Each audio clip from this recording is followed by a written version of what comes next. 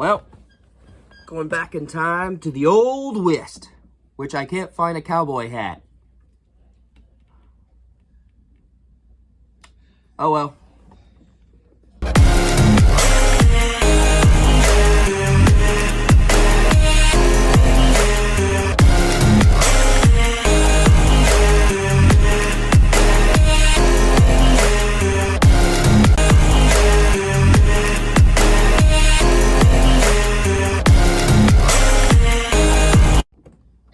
What's going on, guys? It's your boy Daily Reacts TV here, and welcome back to another movie review, where today we're finishing off the Back to the Future trilogy.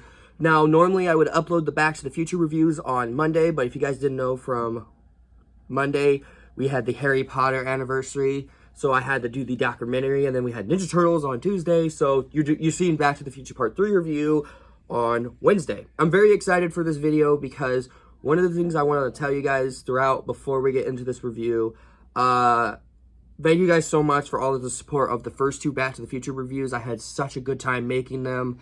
I know they're not as the best experience to edit from me standpoint, but I still had a great time making these reviews. But today I'm here to review the final installment to the Back to the Future trilogy, which is Back to the Future Part 3, released back in 1991.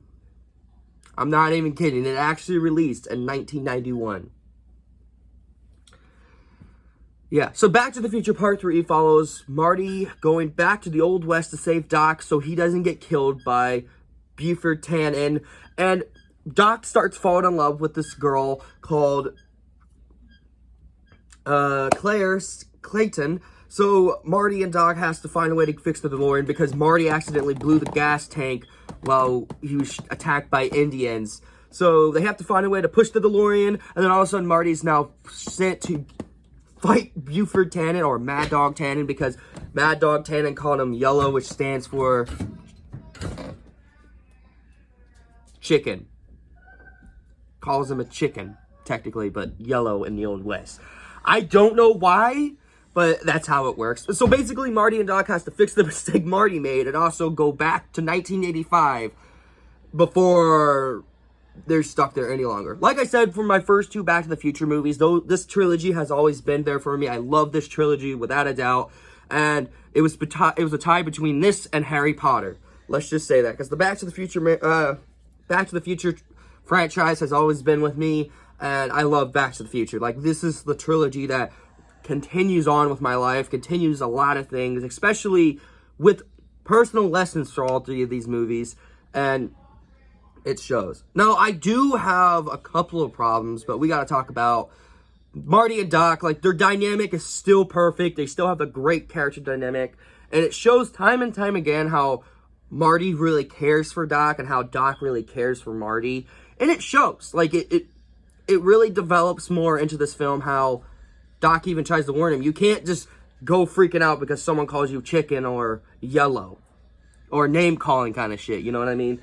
So I really like that scenario, how they go. Michael J. Fox really, like, he nailed it out of the park again. He didn't do better like he did in the second film, but he played two characters, Marty McFly and Marty's great-great-grandfather. He did a phenomenal job as that character as well. Like, his accent as well was very on point. Like, Michael J. Fox, you nailed it right out of the park, and that was really impressive. I was really impressed with your performance as the great ancestor, and you really did better.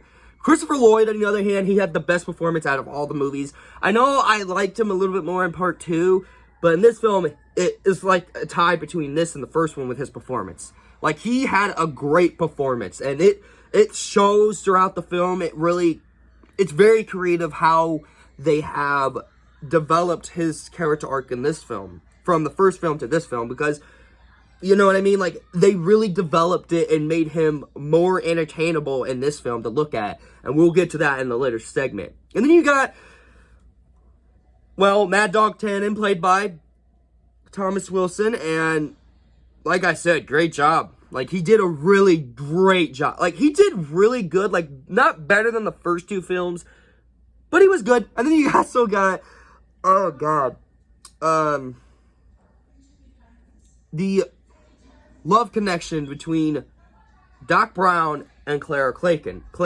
McClay, I can't say her name right, but the love dynamic. They really was on point with the love triangle kind of thing, like the love symbol and all that shit. They really did a good job with that. I really wasn't as much impressed with all of it, but you gotta admit, they tried so many times to make it so enjoyable and how creative it was going to be, and I really enjoyed it for that part of the segment.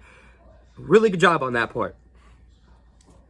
The whole dynamic to get the DeLorean back to 1985, perfect fit. Now, unfortunately, I do have problems with Back to the Future Part 3. The biggest problem with the film is its running time. It's not good. I know it's made in 1985. I know it's part of people's lives.